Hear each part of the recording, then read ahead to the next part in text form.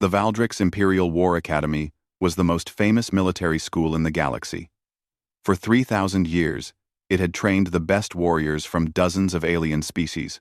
The academy sat on a frozen moon called Keth 7, where the temperature never rose above freezing. Only the strongest and most skilled cadets could survive the brutal training. But in all those thousands of years, the academy had never accepted a human student. Jake Morrison stepped off the transport ship and felt the cold air hit his face immediately. His breath came out in white clouds as he looked around the arrival area.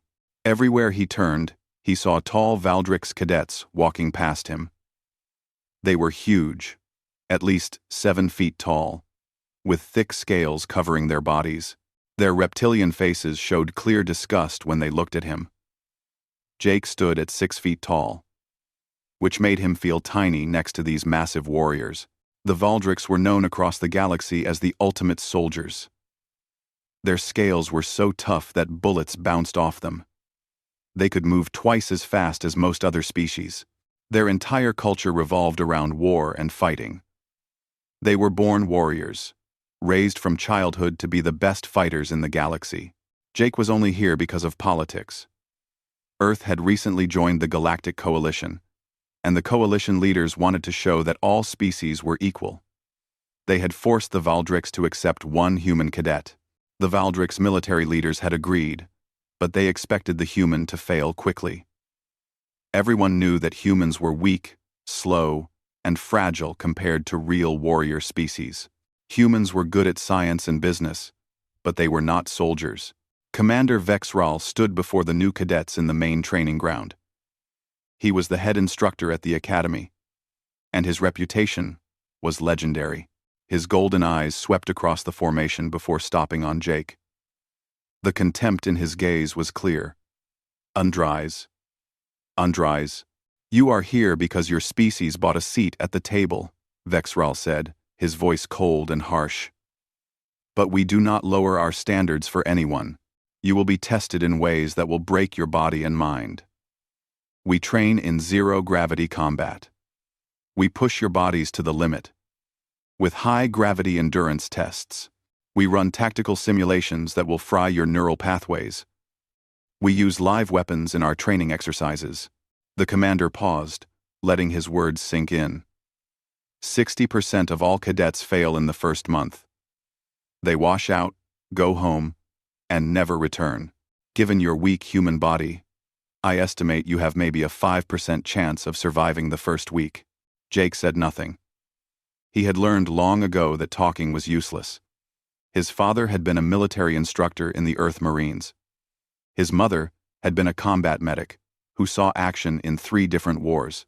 Jake grew up understanding that humans might not be the biggest or fastest, but they had other qualities. The galaxy was about to learn what those qualities were. The first real test came just a few hours after the welcoming speech. All the new cadets were taken to a massive arena called the Pit. Here, they would face the Gauntlet, a series of brutal challenges designed to separate the weak from the strong. The obstacles were designed to test even the mighty Valdrix warriors. First, there was a tall wall that cadets had to climb while automated guns fired at them. The shots were not lethal, but they hurt badly. Next came water tanks filled with freezing liquid. Cadets had to stay underwater for 3 full minutes without breathing. After that came spinning platforms that rotated so fast they created crushing gravity that could rupture internal organs. Finally, cadets had to fight hand-to-hand against combat drones programmed to hurt them. When Jake's turn came, all the other cadets stopped to watch. They wanted to see the weak human fail. They expected it to be entertaining. Some of them were already laughing. The buzzer sounded. Jake started moving. What happened next surprised everyone watching. The human did not try to match Valdrix's speed or strength. That would have been stupid and impossible. Instead, Jake used something that humans had perfected over thousands of years of warfare on their dangerous home planet. He used efficiency and intelligence. When he climbed the wall, he did not rely on raw muscle power. Instead, he used momentum and leverage. He planned each hand and foot placement carefully. He moved in ways that required the least energy. The automated guns tracked him, but Jake had already learned their firing patterns in the few seconds of watching. He moved between the shots, with careful timing. In the water tank, something interesting happened. Jake's body reacted in ways the Valdrix did not expect. His heart rate slowed down automatically. This was called the mammalian diving reflex, something humans inherited from their ancient past. It let him survive underwater longer than his lung capacity suggested. On the spinning platform, Jake used a breathing technique that human fighter pilots had developed centuries ago. It was called hook breathing, and it prevented blackouts during high-gravity maneuvers. The Valdrix had never seen anything like it, but it was the combat against the drones that really shocked everyone. Jake fought with calculated violence that seemed to come from somewhere deep and primitive. He did not try to overpower the drones with strength. That would have failed. Instead, he watched them carefully, identified their weak points, and attacked those specific areas with brutal precision. He destroyed each drone efficiently, wasting no movement, making every strike count. It was not pretty or honorable fighting. It was practical and deadly. When the test ended, Jake had completed the gauntlet in the top 15% of his entire class. He limped out of the arena, bleeding from several wounds, but he was still standing. He had not quit. He had not failed. The other cadets stared in silence. This was not supposed to happen. The weak human was supposed to break immediately. Commander Vexral watched Jake leave the arena. For the first time in his long military career, he felt something unexpected when looking at a human. It was not respect. Not yet. It was something else. It was the beginning of concern, maybe even fear. The commander had seen thousands of warriors train at this academy. He knew talent when he saw it. And what he had just witnessed was not normal. The human had not succeeded through strength or speed. He had succeeded through something the Valdrix did not fully understand yet. Jake Morrison had succeeded through pure human stubbornness and adaptability. The weeks after the gauntlet were designed to destroy Jake Morrison completely.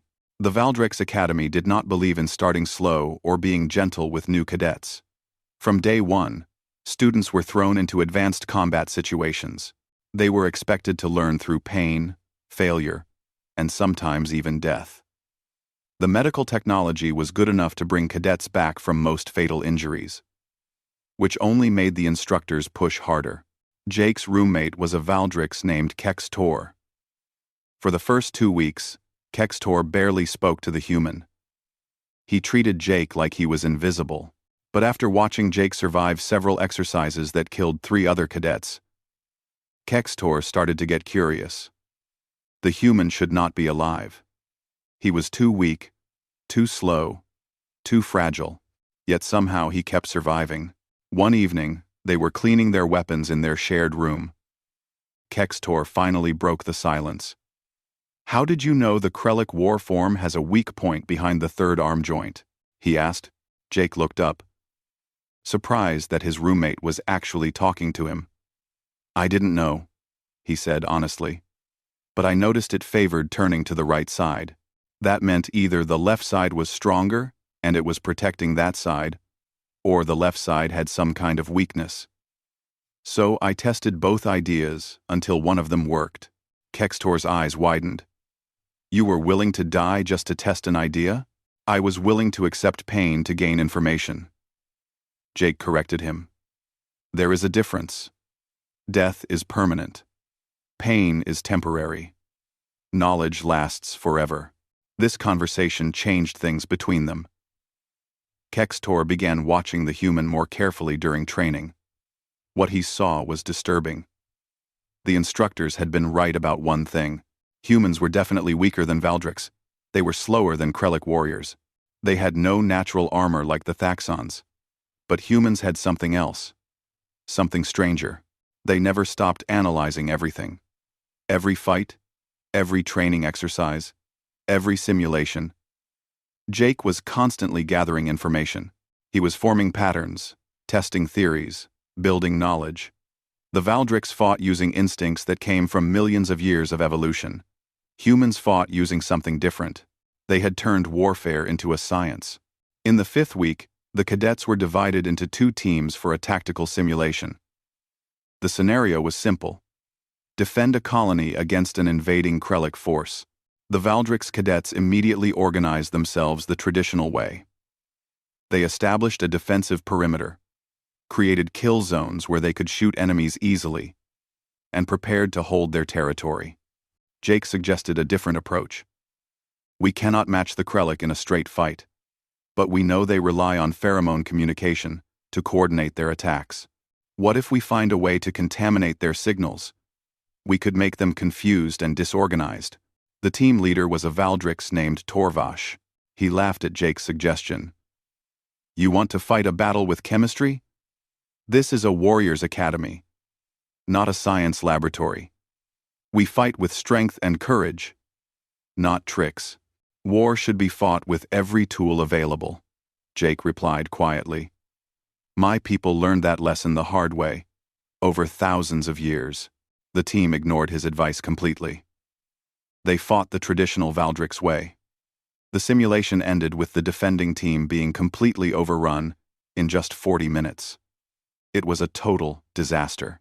Commander Vex Rahl reset the simulation. Then, to everyone's shock, he put Jake in command of the defending team. What happened next would be studied in military classes for years to come. Jake did not try to hold ground like a traditional defender. Instead, he scattered his forces across the entire colony. He ordered teams to hit enemy supply lines. He had them poison water sources with chemical compounds that would confuse the Krellic sense of smell. He turned the colony itself into a weapon. Every building became a trap. Every street became a killing zone. Every shelter for civilians hid snipers, waiting to strike. The Krellic invasion force was designed to win through overwhelming numbers. But they found themselves fighting an enemy they could not find, could not predict, and could not understand. When they entered buildings, explosions killed them. When they advanced down streets, snipers shot them from hidden positions. When they tried to coordinate using their pheromones, false signals sent them to the wrong locations. The simulation lasted 6 hours. Jake's defending team won with minimal casualties. The attacking Krellic force was left scattered and broken. The debriefing room was completely silent when the simulation ended. Nobody knew what to say. Finally, Torvash spoke.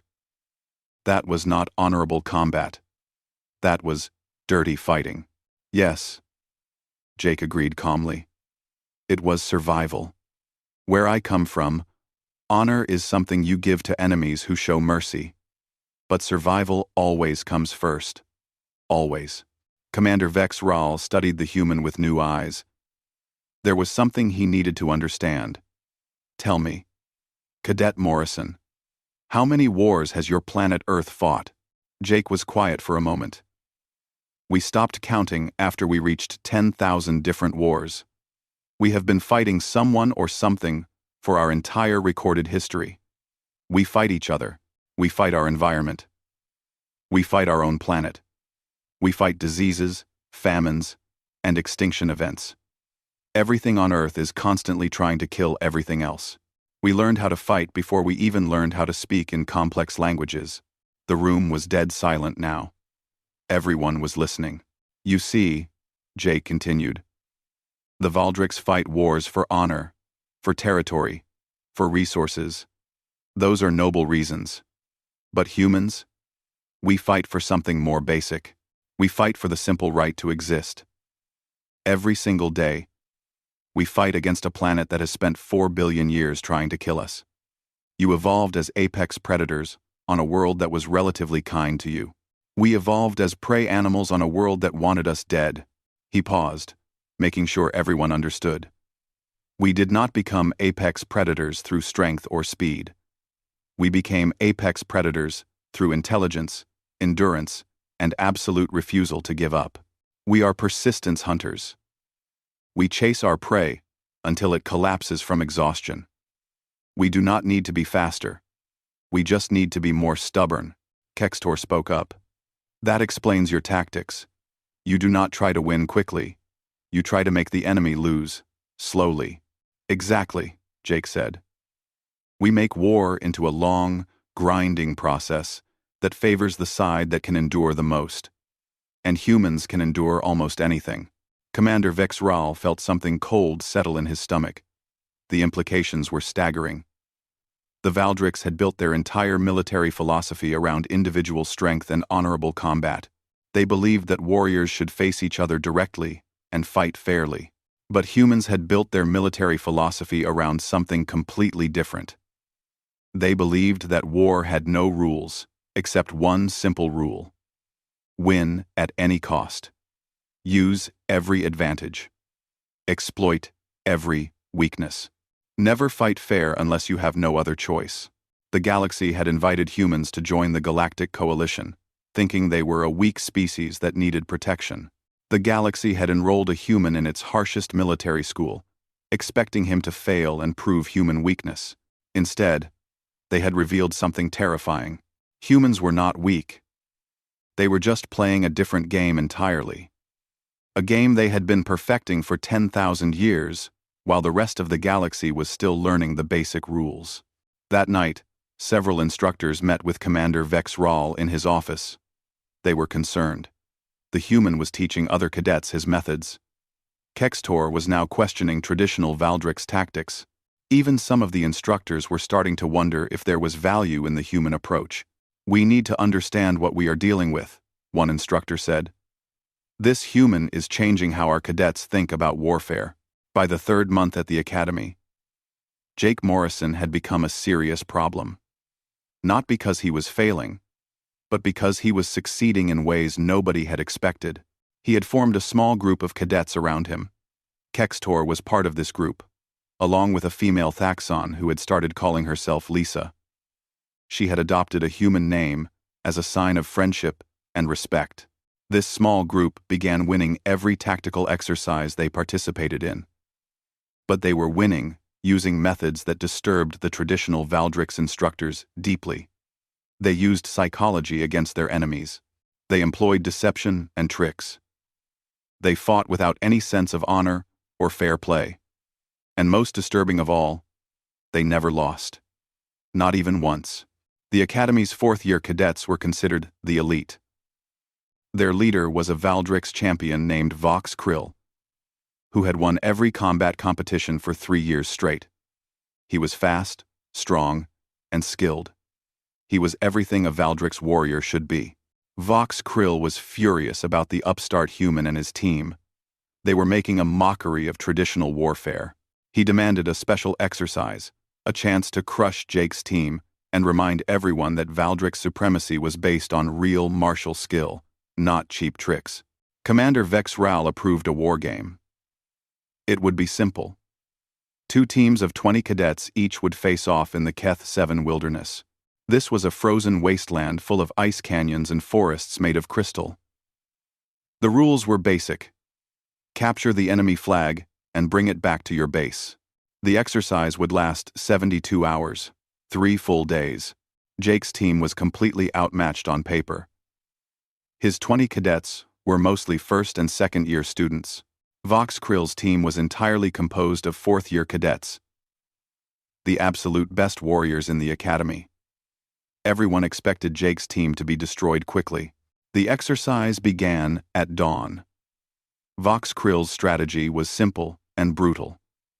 Exactly what you would expect from traditional Valdrix tactics. Advance in force, destroy any resistance, take the flag. It was the Valdrix way, and it had worked successfully for 3,000 years. Why change what worked? But Jake had no intention of fighting them directly. That would be suicide. On the first day, Vox Krill's team marched into the ice canyons, expecting to find defensive positions. They expected Jake's team to dig in and fight. Instead, they found nothing. No defenders, no traps, nothing at all. Just empty ice and silence. Vox Krill was confused but confident. He ordered his team to push forward, deeper into enemy territory. On the second day, things started going wrong. Scout teams stopped reporting back to the main force. Not because they were attacked or killed. They were simply getting lost. Someone had marked false trails in the ice. Someone had obscured all the natural landmarks. Someone had created a maze where none had existed before. The temperature began dropping even further than normal. Localized weather patterns were shifting in strange ways. Equipment started malfunctioning for no clear reason. Food supplies were spoiling faster than they should. Water sources were contaminated with chemicals that made the Valdrics sick. By the third day, Voxkrill's team was exhausted, scattered across miles of wilderness, and completely demoralized. They had been walking for 3 days straight. They were cold, hungry, lost, and frustrated. And they still had not seen the enemy. Not even once. Meanwhile, Jake's team had spent 3 days doing what humans do better than any other species. They made their environment work for them, instead of fighting against it. They had built shelters that trapped heat efficiently. They had identified ice lichens that were edible and nutritious. They had created a supply network across their territory. They were warm, fed, rested, and ready. When Voxkrill's scattered forces were at their weakest point, Jake's team finally struck. But they did not attack with honor. They did not announce themselves or fight fairly. They used ambush tactics. They attacked in the darkness. They shot from long range. They used methods that seemed to come from something ancient and terrifying.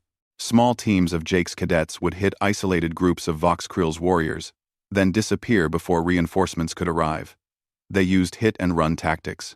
They created the illusion that they were everywhere at once. They made Voxkrill's team paranoid and afraid. The exercise ended with Jake's team delivering Voxkrill's flag to their base with 16 hours to spare. They had won decisively. Voxkrill's team was found scattered across 50 square miles of frozen wilderness, exhausted and defeated. Some of them were suffering from hypothermia. All of them looked traumatized. The debriefing after the exercise was brutal and angry. Voxkrill slammed his fist on the table. "You fought like cowards. You never faced us in honest combat. You hid in the shadows like prey animals." Jake looked at him calmly. "No, I fought like a human.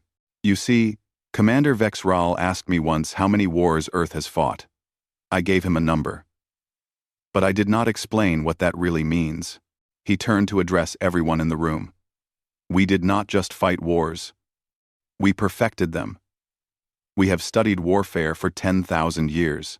We have written entire libraries about tactics, strategy, psychology, logistics, and supply lines. We have fought in every type of environment our planet offers: dense jungles, burning deserts, frozen tundra, high mountains, deep oceans, and massive cities. We have fought with rocks, with swords, with guns, with bombs that can destroy entire continents." Jake paused to let that information sink in. "You train warriors to be strong and fast and honorable. Those are good qualities. But we train soldiers to win by any means necessary. There is a big difference between a warrior and a soldier." Commander Vexral stood slowly. His voice was serious. "Explain that difference to us." "A warrior seeks glorious combat," Jake said. "A warrior wants to test their skills against a worthy opponent. A warrior values honor and tradition. But a soldier? A soldier only cares about one thing: victory. A soldier will use any method, any tactic, any weapon that leads to winning. Honor is optional. Survival is mandatory," he continued, his voice steady and calm. "You have built your entire military philosophy around individual strength and fair combat. That works fine when you are fighting enemies who follow the same rules. But we humans built our military philosophy around something different. We built it around collective efficiency and adaptable brutality. You fight wars. We have weaponized the very concept of war itself." Kextor spoke up, supporting his friend. "The human is right. We were taught that there is honor in direct combat. But Jake taught us that there is wisdom in indirect combat. Why fight an enemy at their strongest point when you can attack their weakest point instead? Another cadet from Jake's team added, "We did not lose our honor in that exercise. We simply redefined what honor means. Is it more honorable to die bravely, or to live and protect what you are fighting for?" The room erupted in arguments. Some cadets agreed with the human approach. Others were disgusted by it. The instructors looked uncertain and troubled. Commander Vexral raised his hand for silence. When everyone quieted down, he spoke directly to Jake. "If I may be direct with you, Cadet Morrison, your academy teaches cadets how to be excellent at fighting. Is it true that Earth teaches something different?" "Yes, sir," Jake replied. "Earth teaches how to be excellent at winning. And after 10,000 years of constant practice, we have gotten very, very good at it. We have turned it into a science. We have made it predictable and repeatable." That night, Commander Vexral sat in his office for hours, thinking about everything he had witnessed. Finally, he opened his communication terminal and began writing a report to Valdrick's High Command. The message was marked as urgent and classified at the highest level. The subject line of his report read simply, "We have made a terrible mistake." In the body of the report, he wrote, "We believed humans were weak and unsuited for warfare. We were catastrophically wrong. Humans are not weak. They are the most dangerous warriors in the galaxy, precisely because they do not fight like warriors. They fight like something else entirely. Something we have no defense against. Something we do not fully understand. We invited them into our academy to prove their inferiority. Instead, we have given them access to all our tactical knowledge, all our strategies, all our weak." The news of Jake Morrison's victories spread through the academy rapidly, and then beyond it, to the wider galaxy. Within just a few weeks, military observers from the Galactic Coalition began arriving at Keth 7. They wanted to see the human cadet in action for themselves. What they witnessed left them deeply disturbed and confused. During one observed training exercise, Jake's team was given what seemed like an impossible scenario. They had to defend a space station against an overwhelming attacking force. They had limited ammunition and no reinforcements coming. Traditional military doctrine said to hold the most defensible position, fight as long as possible, and inflict maximum casualties before the inevitable defeat. Jake completely ignored traditional doctrine. He evacuated the entire station. Then he booby-trapped every corridor with explosives. He vented the atmosphere in strategic sections to create impassable zones. He hacked into the enemy's communication network and fed them false information about where the defenders were located. He led his small team in a fighting retreat that turned into a guerrilla campaign through the surrounding asteroid field. The attacking force won by capturing the station. But the station exploded the moment they took control of it. Meanwhile, Jake's team had seized the enemy's supply ships and gone on the offensive, attacking the now stranded enemy force from behind. The exercise had to be terminated early. The observers did not know what to say. This was not warfare as they understood it. A Krellic admiral named Thex Vorn approached Jake after the exercise. His face showed clear disapproval. "What you did was not warfare. That was terrorism. That was criminal activity disguised as military tactics." Jake looked at him with genuine curiosity. "What is the difference?" "Warfare has rules," the admiral said firmly. "It has honor. It has protocols that civilized species follow. What you did violates all of those." Jake nodded slowly, thinking about this. Those rules were created by species who could afford them. You are stronger than most of your enemies, so you can fight them fairly and still win most of the time. But humans? We are almost always the underdogs. We are smaller, weaker, slower than most species we might fight. We learned very early in our history that you cannot afford honor when you are fighting just to survive. You use every advantage you can find. You exploit every weakness in the enemy. And you never, ever fight fair unless you have absolutely no other choice. That is a terrifying philosophy, Admiral Thexvorn said quietly. It is what kept us alive on a planet that spent 4 billion years trying to kill us, Jake replied. It is not terrifying, Admiral. It is necessary. You do what you must to survive. Everything else is luxury. Everything else is luxury. But the real turning point came during Jake's final examination at the academy. The ultimate test for graduating cadets was a command simulation.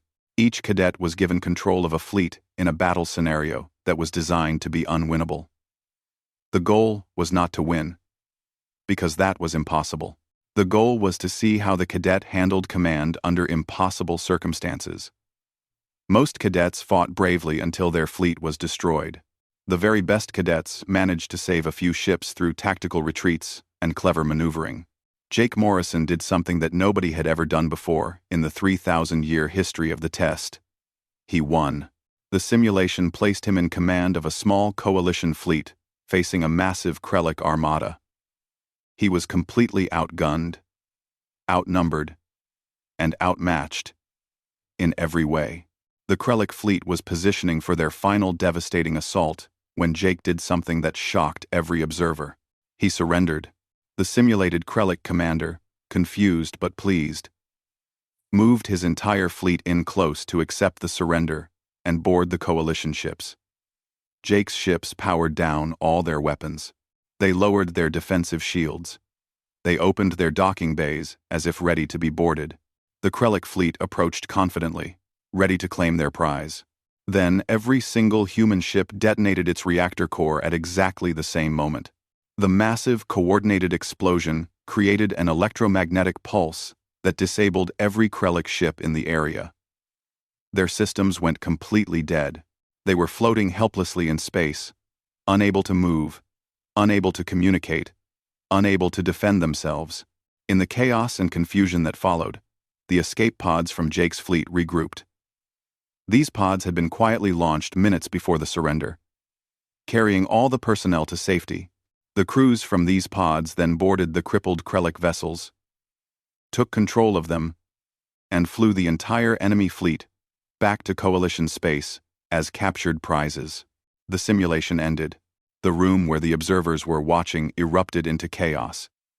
Some people were shouting in anger. Others sat in stunned silence. That violates every single rule of warfare. Someone yelled. You cannot fake a surrender. That is a war crime. It violates the rules of your warfare, Jake said calmly. But those rules do not exist in human military doctrine. We only have one rule. Win. Everything else can be negotiated or changed, depending on the situation. Admiral Thexvorn stood up slowly. His voice was quiet, but everyone listened. Do you understand what you have done? Cadet Morrison, you have just shown the entire galaxy that humans do not play by our rules. You have demonstrated that everything we think we know about warfare is incomplete. You have proven that humans are willing to sacrifice everything, including honor, including their own lives, to achieve victory. Yes, sir. Do you know what that makes you? The Admiral asked. Jake met his gaze without flinching. A nightmare. To anyone who might fight against us. The Admiral nodded slowly. Indeed. Which is exactly what the Coalition needs right now. We have been fighting the Krellic Empire for 6 years, and we are losing badly. We are losing because we fight with honor and rules while they fight with overwhelming numbers. But you, humans, you fight with something else entirely. You fight with pure calculation and willingness to do whatever is necessary. He turned to address Commander Vex Ral directly. I am making an official recommendation. This human should graduate immediately with full honors. He should be granted the rank of Tactical Advisor to the Coalition fleet. We desperately need his perspective and his methods. More than that, I am recommending that Earth be formally invited to open its own military academy. We need them to begin training Coalition officers Inhuman warfare methods. Commander Vex Ral's face was difficult to read. You want to teach the entire galaxy to fight like humans? No, Admiral Thexvorn said grimly. I want to make absolutely certain that the galaxy never has to fight against humans.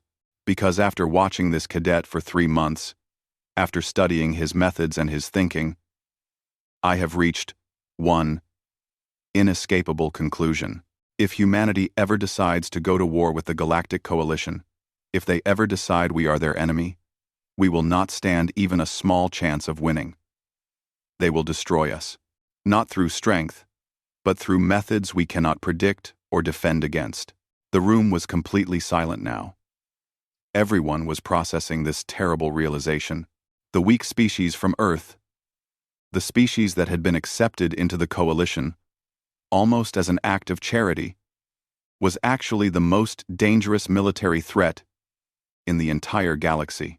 We thought we were doing them a favor by letting them join us, another officer said quietly. We thought they needed our protection.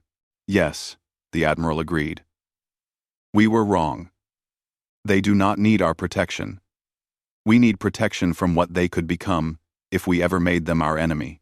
Over the next few days, official decisions were made at the highest levels of coalition government. Jake Morrison was graduated from the Academy with unprecedented honors.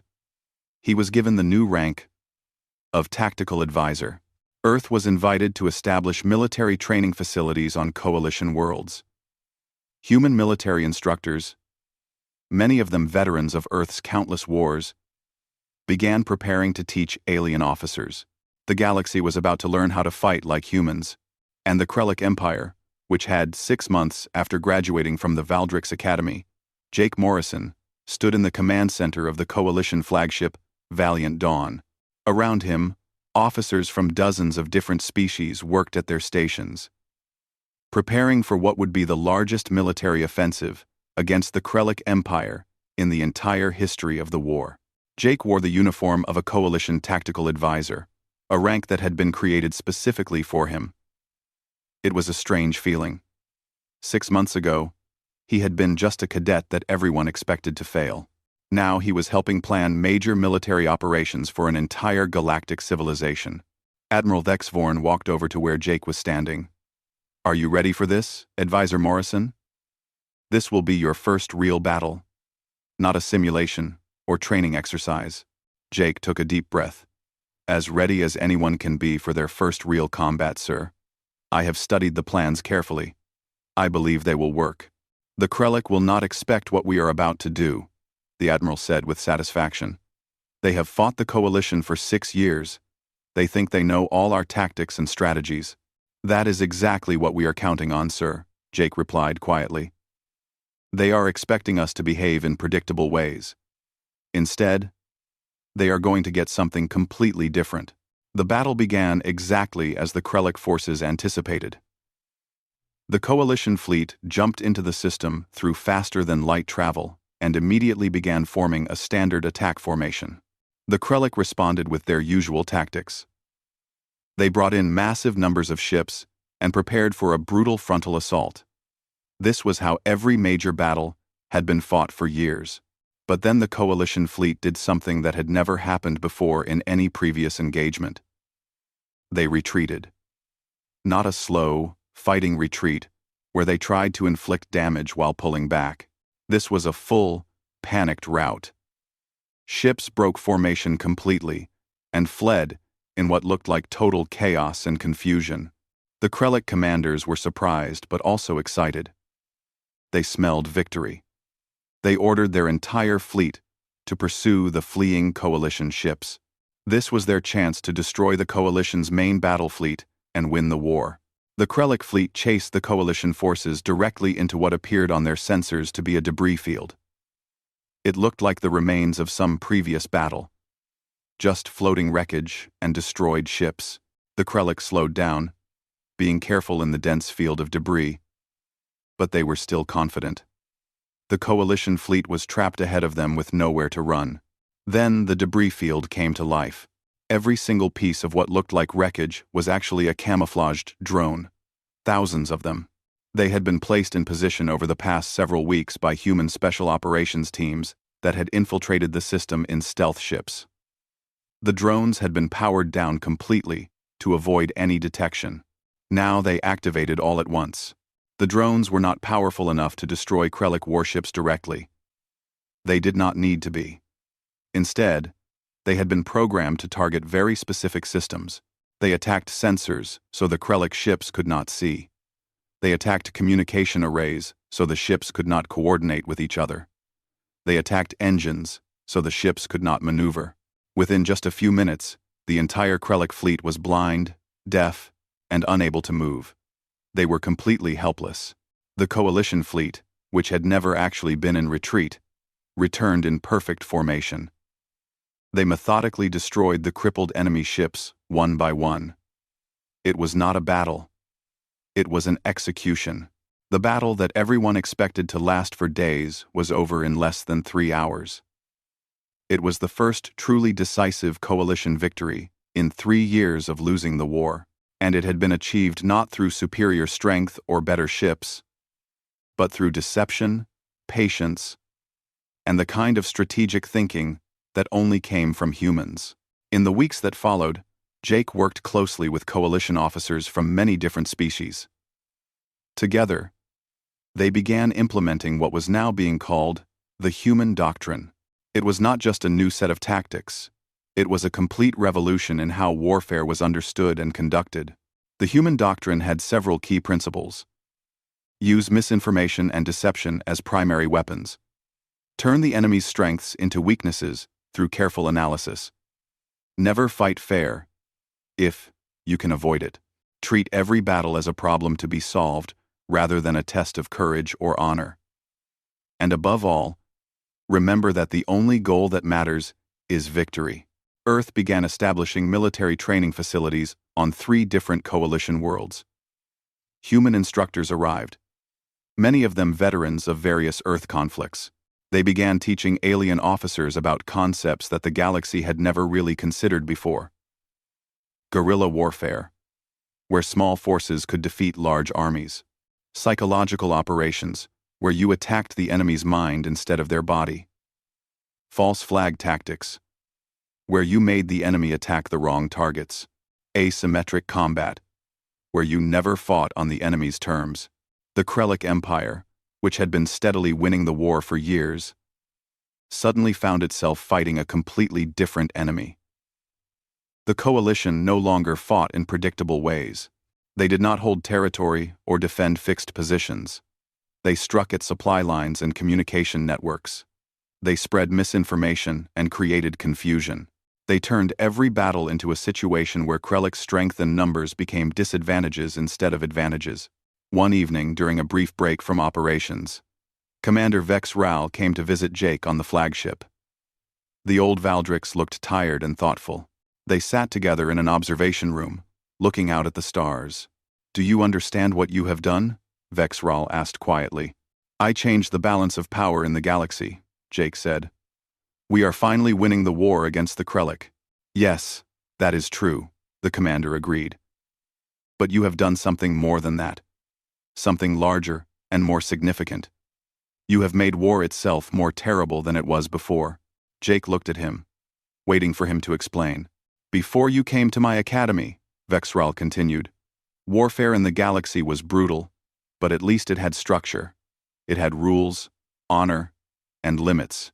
We knew what to expect from our enemies. We understood how battles would be fought. There was a certain predictability to it, even in the chaos of combat." Crossless, he paused, choosing his words carefully. "But now warfare has become what you humans have always known it to be. It is a science of death and destruction, perfected over thousands of years. There are no rules anymore. There is no honor. There is only the question of who survives and who does not." Jake was quiet for a moment. "I know. And I am sorry for that. I really am. But the alternative was losing to the Krellic Empire. That was not acceptable. Sometimes you have to do terrible things to prevent even more terrible outcomes." "Perhaps you are right," Vexral said. But you must understand something, Jake Morrison.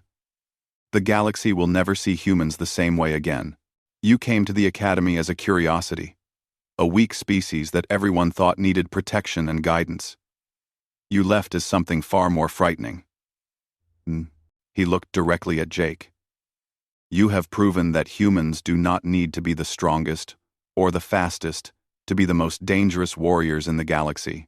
You have shown us that your species has turned survival itself into an art form and warfare into a precise science. You have demonstrated that humans spent millions of years being hunted and learning how to turn the tables on their hunters. And that makes us nightmares, Jake said softly. Yes, Vexral agreed. The galaxy enrolled a human in its harshest military school, thinking it would prove human weakness and justify treating your species as junior partners in the coalition. Instead, it revealed something far more disturbing. It revealed that humans have been attending the harshest military school in existence since before your species could even speak. That school is called Earth, and it has forged you into the most dangerous warriors the galaxy has ever encountered. Vexral stood to leave. He paused at the door and looked back. Sleep well, Jake Morrison, because the galaxy will never sleep peacefully again, now that they know what humans are truly capable of. They will always wonder if the humans they see as allies might someday become their enemies. And that fear, that uncertainty, that is perhaps the most powerful weapon you possess. After the commander left, Jake sat alone for a long time, looking out at the distant stars. He thought about Earth, his homeworld. He thought about the countless wars humanity had fought, the terrible price paid for survival, the hard lessons learned through millions of years of struggle. The galaxy had invited humanity to join them because they thought humans were weak and needed protection. They had been completely wrong about that. Humanity did not need protection from the galaxy. The galaxy needed protection from what humanity could become if they were ever threatened. But that was a problem for the future. For now, there was still a war to win against the Krellic Empire, and Jake Morrison had learned long ago, from his mother and father, from his planet's bloody history, from 10,000 years of human warfare, that humans were extraordinarily good at winning wars, even if it made them into nightmares, even if it made other species fear them, even if it changed how the entire galaxy viewed warfare itself, especially then, because at the end of the day, humans were survivors, and survivors did whatever was necessary to survive, no matter the cost, no matter how others judged them, no matter what they had to become. The galaxy had made a simple mistake. They had assumed that physical weakness meant military weakness. They had thought that kindness meant softness. They had believed that a species interested in science and art could not also be masters of warfare. Earth had spent 4 billion years teaching humans that none of those assumptions were true. You could be physically weak and still be deadly. You could value peace and still be expert at war. You could love art and science and still be capable of terrible violence when necessary. The galaxy was learning these lessons now. Learning them the hard way, through practical demonstration on the battlefield. And they were discovering that the small, weak humans from an unremarkable planet were actually the most dangerous military force they had ever encountered, not because humans were strong, but because humans had spent millions of years learning how to defeat enemies who were stronger than them, and they had gotten very, very good at it. The nightmare had awakened, and the galaxy would never be the same. Been steadily winning the war, was about to face an enemy that fought in ways their warrior culture had never imagined. Jake Morrison stood in his quarters on his last night at the Academy, looking out at the frozen landscape of Keth 7. He thought about everything that had happened. He had come here expecting to fail, expecting to prove that humans were not warriors. Instead, he had proven something far more significant. He had proven that humans were not warriors at all. They were something much more dangerous. They were survivors who had turned survival into an art form and warfare into a precise science. The galaxy had enrolled a human in its harshest military school, thinking it would demonstrate human weakness and justify keeping them as junior members of the coalition. Instead, It had revealed a truth that would change galactic politics forever. Humans were not the strongest species. They were not the fastest or the most advanced. But they were absolutely the most dangerous, because they had spent their entire existence learning how to defeat enemies that were stronger, faster, and better equipped. And now they were teaching those methods to the galaxy. Nesses. And they are learning from us, while we are only beginning to learn from them. I recommend immediate evaluation of the strategic threat that humanity poses to the Coalition and to the Valdrix Empire specifically. He sent the report and sat back in his chair. Through his window, he could see cadets training in the courtyard below. Among them, easy to spot because of his smaller size, was Jake Morrison. The human was helping Kextor practice a new fighting technique. Commander Vexral watched and felt something he had not felt in his 300 years of life. He felt genuine fear. Not fear of death in battle. That was acceptable, and even honorable. He felt fear of the unknown. Fear of fighting an enemy that played by completely different rules. Fear of what humans might become if they were ever united and given a reason to go to war against the galaxy. The Valdrix had ruled through strength for thousands of years. But Jake Morrison had just proven that strength alone was not enough. Intelligence, adaptability, and ruthless efficiency could defeat strength. The galaxy was about to learn a hard lesson. The lesson that Earth had taught humans over millions of years of brutal survival. The lesson was simple. It does not matter if you are the strongest. What matters is that you are the last one standing when the fight is over. Commander Vexral nodded slowly. Yes, and I am beginning to think that might not be a bad thing. The Krellic Empire has been winning the war against us. Perhaps we need to learn how to fight differently. You want us to learn from a human? Another instructor asked, shocked. I want us to survive, Vexral replied.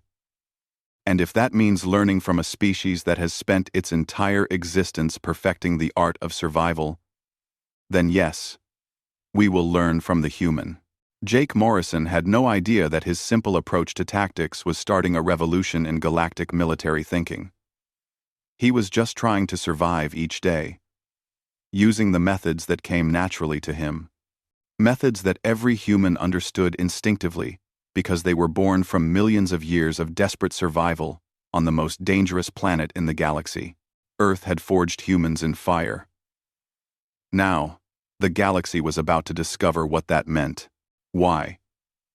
He had turned the gauntlet into a problem to be solved rather than a test of strength. And that approach, that human way of thinking, was going to change everything at the academy. The other cadets went to their barracks that night talking about what they had seen. Some were impressed. Most were still dismissive. They told themselves it was luck. The human would fail soon enough when the real training began. But Jake Morrison had no intention of failing. He had not come to the galaxy's harshest military school to prove humans were equal to other species. He had come to prove something far more significant. He was here to show the galaxy that humans were not just another warrior race. Humans were something different. Something the galaxy had never encountered before. They were survivors from a death world, and they had spent millions of years learning how to defeat enemies that were bigger, stronger, and faster than them. That knowledge was now walking the halls of the Valdrix Imperial War Academy, and the nightmare was just beginning.